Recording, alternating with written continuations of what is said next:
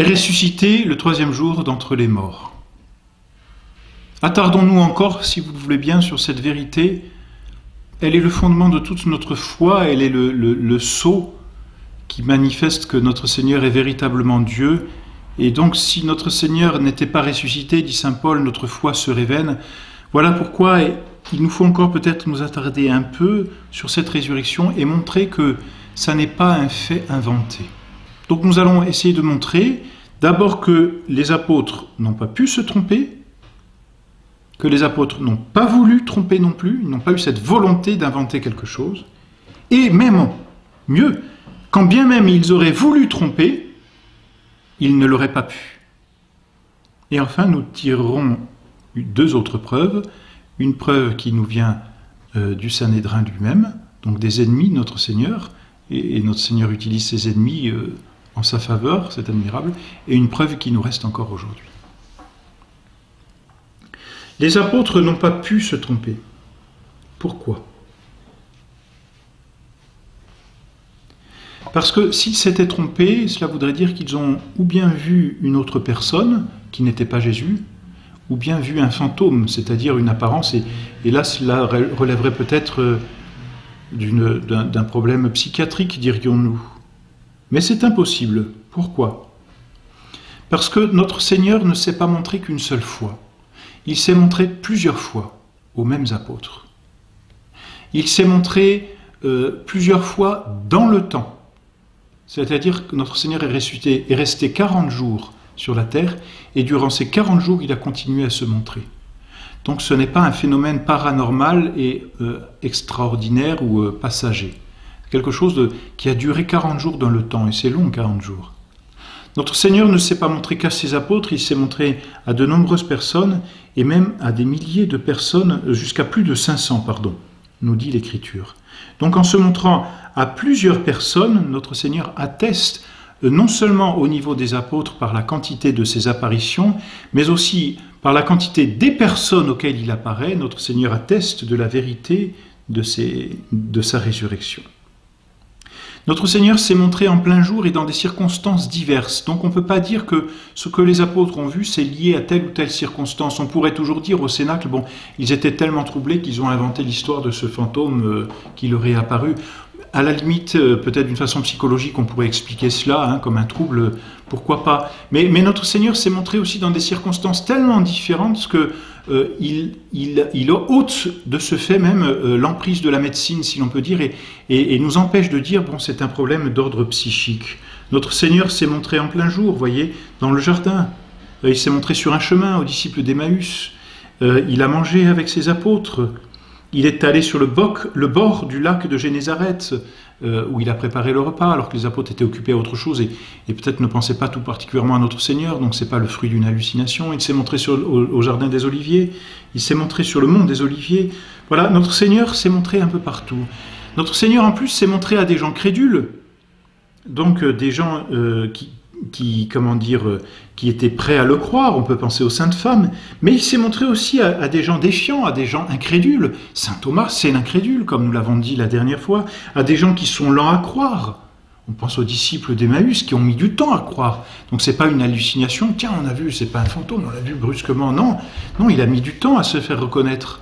Il s'est fait reconnaître à la fraction du pain. Donc tout l'intervalle qui précède la fraction du pain, c'est pas une mystification des disciples d'Emmaüs. Ils entendent bien un homme à côté d'eux qui leur parle de l'Évangile. Vous voyez, ils sont à 10 000 lieues de penser déjà que c'est notre Seigneur. Il a fallu attendre un certain temps. Il a marché, notre Seigneur, avec eux, n'est-ce pas?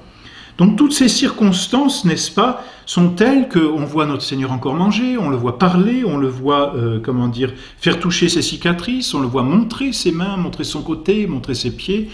Toutes ces circonstances font que les apôtres n'ont pas pu se tromper. Il y a trop de témoignages qui convergent, et de témoignages tellement divers qui convergent dans le même et unique centre. Donc notre Seigneur est ressuscité et les apôtres n'ont pas pu se tromper. Ça c'est clair. Est-ce que les apôtres ont voulu nous tromper? Non. C'est difficile de penser que les apôtres aient voulu nous tromper. Pourquoi? Tout simplement parce que ils connaissaient notre Seigneur et puis ce sont quand même des Juifs pratiquants, n'est-ce pas, donc qui craignent les châtiments de Dieu. Alors, s'ils avaient voulu tromper, ils auraient eu à encourir les châtiments divins. Et quand on connaît les apôtres, il est difficile de croire qu'ils auraient préféré une supercherie, quitte à encourir un châtiment de Dieu, à la vérité. Donc il est difficile de dire de ce côté, du côté des apôtres, disons, qu'ils aient voulu tromper. Ensuite, les apôtres ont quand même continué d'endurer des sarcasmes, des souffrances, et ils vont jusqu'à mourir le martyr, n'est-ce pas? Alors, s'ils avaient vraiment voulu tromper, mourir martyr pour simplement une histoire inventée, ça paraît absolument improbable.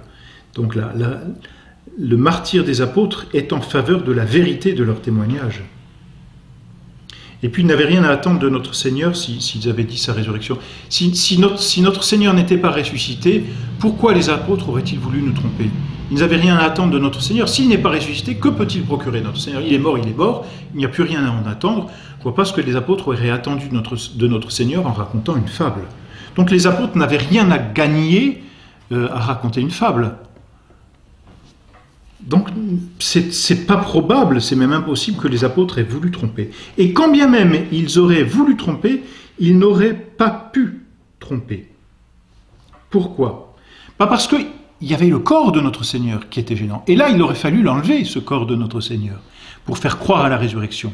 Parce qu'il ne suffit pas de dire, oui, il est ressuscité, on peut toujours dire il est ressuscité, mais alors qu'est-ce qu'on fait de son corps? Parce qu'il faut que personne ne retrouve son corps. Si on retrouve son corps, ça veut dire qu'il n'est pas ressuscité. Alors qu'est-ce qu'on fait? On l'enlève, d'accord. Comment on s'y prend pour l'enlever? 3 façons. Par artifice, on invente, enfin on trouve un moyen de pénétrer dans le tombeau par un passage secret. Ce passage n'existait pas. De fait, et même les soldats le disent, enfin n'en parlent pas, personne n'en parle, et puis aucune trace d'un passage vers ce tombeau. Donc pas d'artifice. La violence? Non, pas de violence. Si les apôtres avaient voulu enlever par la violence le corps de notre Seigneur Jésus-Christ, ils se seraient fait, prendre par les gardes, et les gardes étaient certainement mieux armés que les apôtres. Et puis ensuite, quand on voit la lâcheté des apôtres, on peut se dire, dis donc, s'ils ont encore un moment de violence, après tant de lâcheté dans la souffrance de notre Seigneur, que c'est cette violence qui aurait été un miracle.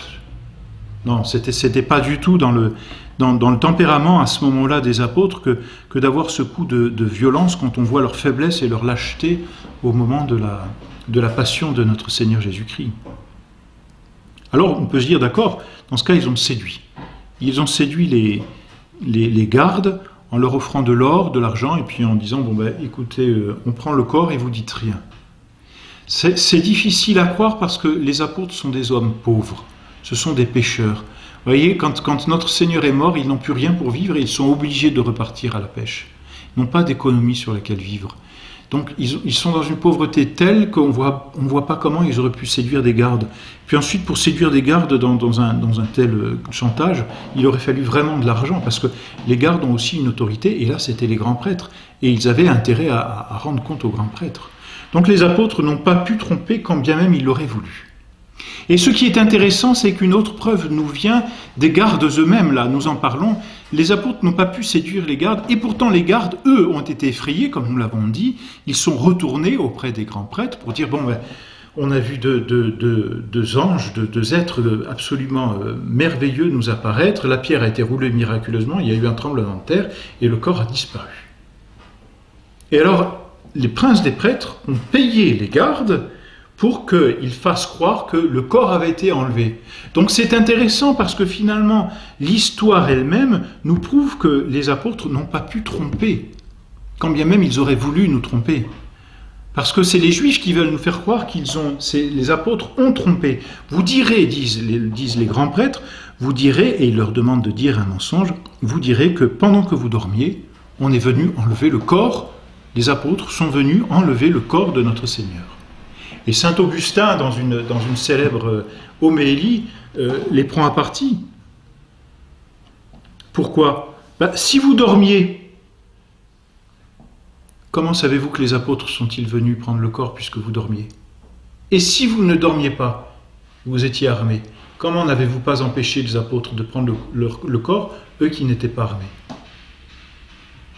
Donc la vérité du mensonge, si l'on peut dire, n'en apparaît que plus clairement. De sorte que ce mensonge flagrant du Sanhédrin et des gardes est un témoignage aussi de la résurrection de notre Seigneur et de ce que les apôtres n'ont pas inventé une histoire. On veut faire porter aux apôtres une histoire qu'ils n'ont pas inventée.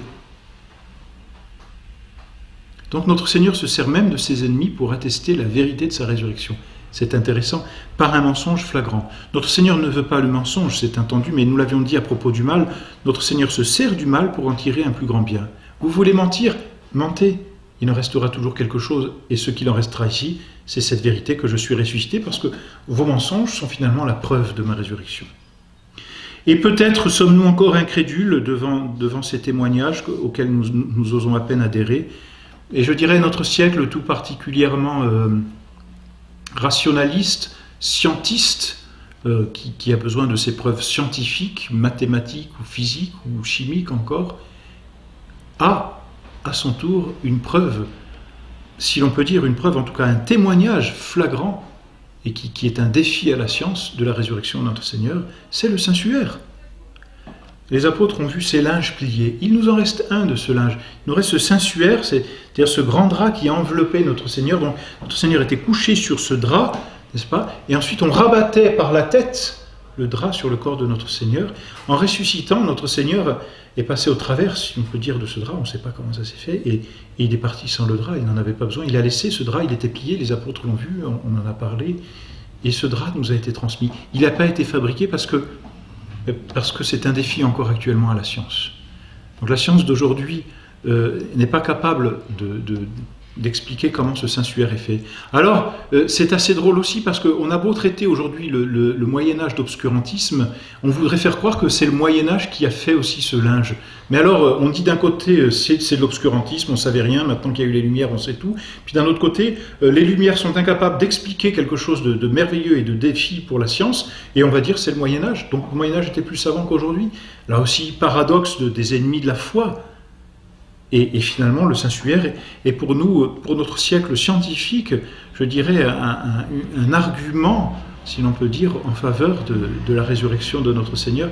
Et en tout cas, un très beau témoignage et un beau défi à la science, une preuve que notre Seigneur est maître de la vie et maître de toute création. C'est le Créateur, c'est le Maître, c'est le Rédempteur de toutes choses. Et il nous laisse aujourd'hui encore, puisqu'on peut le vénérer, ce témoignage de sa résurrection. Voilà donc tous ces témoignages qui, quand on les examine sous tous les angles, sont en faveur, et on ne peut pas faire autrement, de la résurrection de notre Seigneur. Ça n'est donc pas un mythe, c'est une vérité historique, c'est le fondement de notre foi. Nous pouvons donc raisonnablement croire que notre Seigneur est Dieu, parce qu'il est ressuscité, et parce qu'il est Dieu, eh bien nous pouvons croire tout ce qu'il a fait durant sa vie, et croire vraiment que notre rédemption a été offerte sur la croix.